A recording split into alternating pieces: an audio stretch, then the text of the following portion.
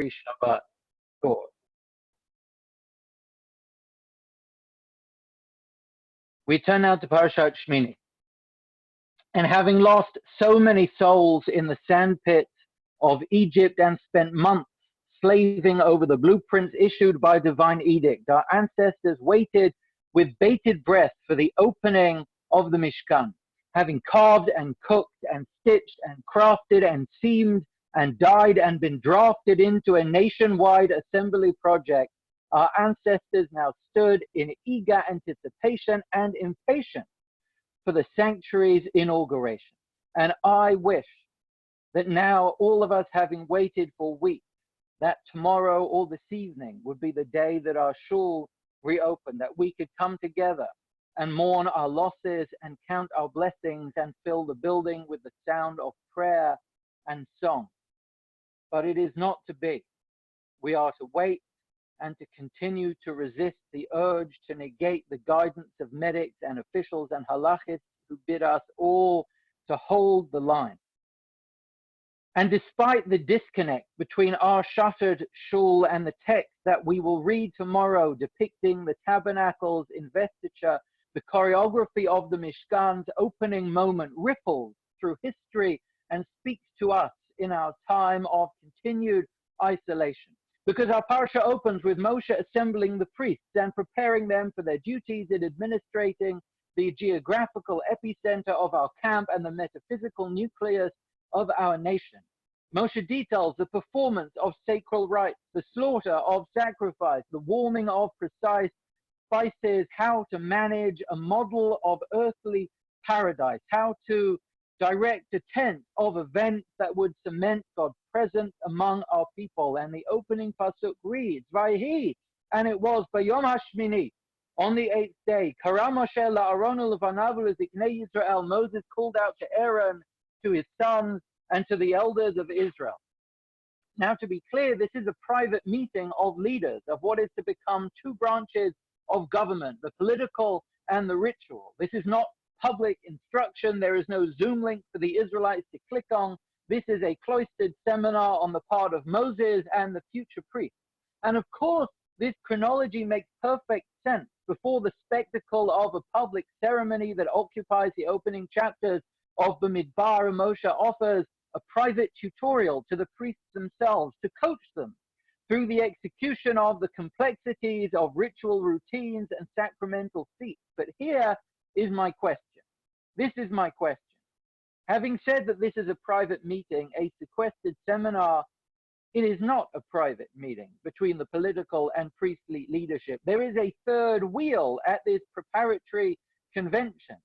The elders, the Zikanim, are standing there. Vahi b'yom hashmini kara Moshe la'Aaron u'levanav. Moses called to Aaron and his sons, u'leziknei Yisrael, and the elders of Israel. And the question is, what on earth are they doing there? What purpose does their intrusion serve? What service does their presence fill? What need is there for a constellation of elders to eavesdrop on this moment of distillation of prophetic intelligence?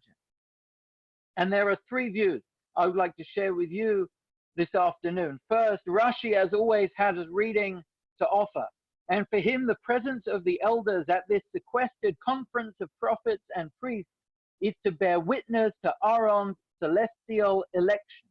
The high priest in this instance just happens to be the older brother of the prophet. And the suspicion of nepotism or bias would infect even the most charitable of citizens if there was no corroboration that Aaron was without question selected by heaven. For too long had the Jews been under the foot of self-appointed tyrants for the high priest to simply rise on the tide of favor. For too long had they been governed by breathing beings, feigning divinity by flesh and blood, professing invincibility. The integrity of the theology of a free nation could not withstand the pressures of suspicion or doubt. So for Rashi, the elders stood on the sidelines of this meeting like a press pool, advocating for the people and validating the truth. They bore witness, perhaps unnecessarily, but to avoid even the impression of impropriety on the part of Moshe. That's view number one. That's Rashi. For a second view, we turn to the Or HaChaim, and for him the elders were there at this moment less as a service to the people and more as a stimulus to Moshe.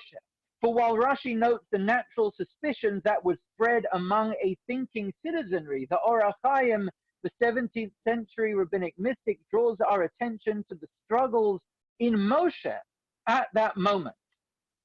Because until this very moment, Moshe was the singular axis around which everything Jewish turned. He wielded every lever of power and was the equivalent of the king and only prophet, the high priest, and the chief justice. He blended the Melech and the Shofet and the Navi and the Kohen into a single character.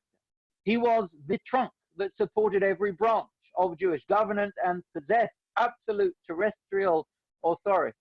And for the Or HaChaim, no matter how pious or how righteous Moshe was, he was still a man, and as a man, he was susceptible to the whims and the pulls of human psyche.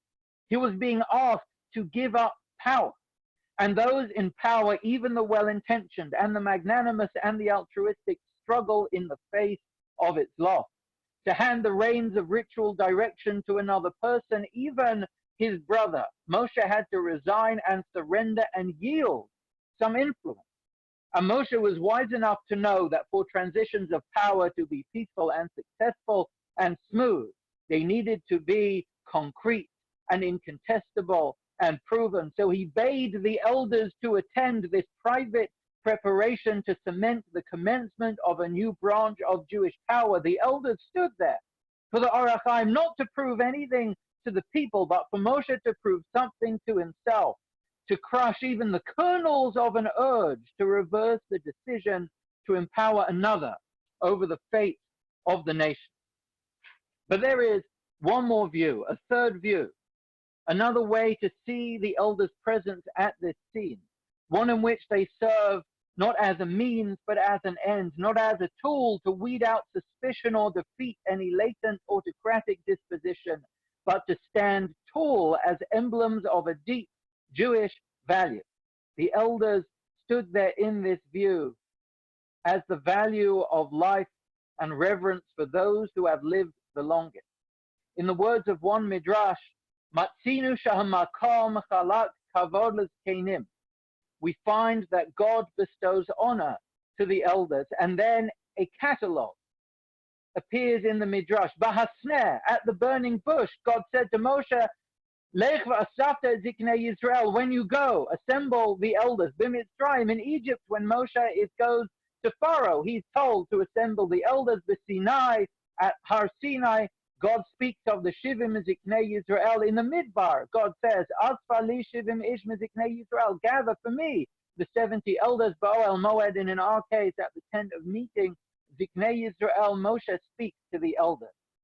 In the view of this Midrash, at every single one of the critical junctures in the evolution of our ancestors' national rise, the elders were on God's proverbial lips. When Moshe was first charged with his mission to save a people, he was instructed to assemble the elders. When Moshe was first charged with his mission to confront an emperor, he was instructed to assemble the elders. When Moshe stood at Sinai in the eye of heaven's storm, when he stood in the desert and oversaw our nation being born, when he stood at the tent of meeting and witnessed the priests sworn in, he was instructed to assemble the elders. The elders are assembled in this view not to serve a discrete technical or procedural need, but to exhibit at every turn our national creed that sees life as priceless and irreplaceable, and sees in the face of every elder the accumulation of experience worthy of our reverence and protection.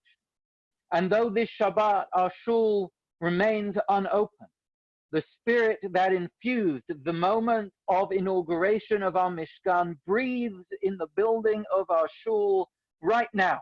Because on that day, elders took the stage to showcase our association between mounting age and becoming sage. The elders stood and watched as prophet and priest divvied up the means of power, because they were the end of that power.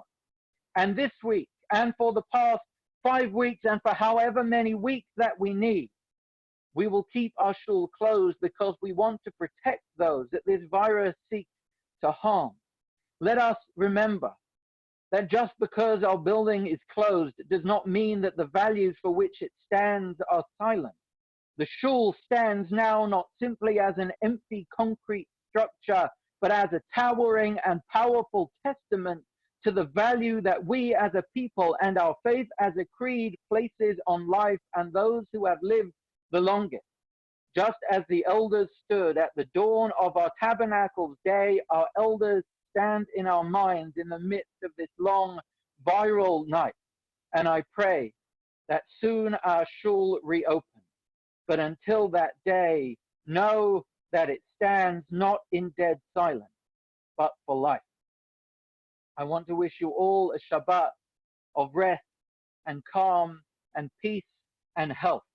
And I look forward to seeing you all at Havdalah.